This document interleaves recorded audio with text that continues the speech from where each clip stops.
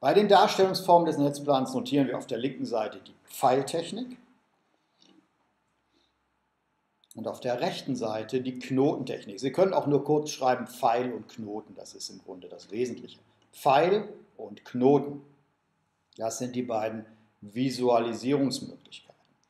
Und die entscheidende Frage ist hier, wie wird die Aktion definiert bzw. visualisiert? Wir sind ja hier bei den Visualisierungstechniken. Also die Schlüsselfrage, um diese Technik unterscheiden zu können, ist, wie wird die Aktion, die Tätigkeit, die Bewegung visualisiert?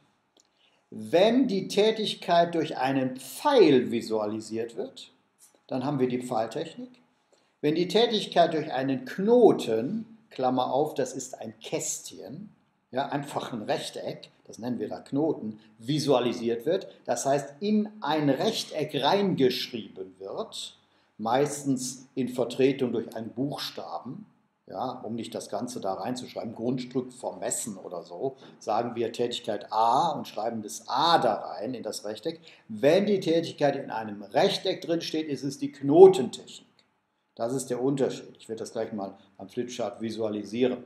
Und wir können hier riskieren zu sagen, die Pfeiltechnik ist eine Technik aus der Vergangenheit, die heute kaum, um nicht zu sagen, gar nicht mehr benutzt wird.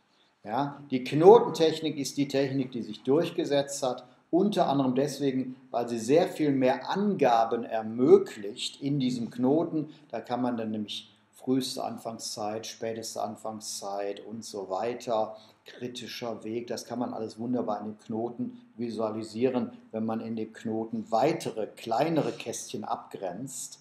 Die Softwareprogramme arbeiten mit der Knotentechnik. Ja, also MS Project ist zum Beispiel ein ganz populäres Planungsprogramm und da ist die Knotentechnik die Technik. Ja, also Pfeiltechnik habe ich auch prüfungstechnisch in den letzten Jahren nicht mehr gesehen. Als ich anfing damals, Fachkaufmann für Marketing, das war Oktober 1994, 95, so um diese Zeit, da kam noch so eine Aufgabe mit Pfeiltechnik. Das ist lange her. Ja, das ist wirklich lange her. Also wir können fokussieren auf die Knotentechnik. Ich werde die Pfeiltechnik gleich mal am Flipchart kurz visualisieren, können wir dann vergessen und uns auf die Knotentechnik konzentrieren.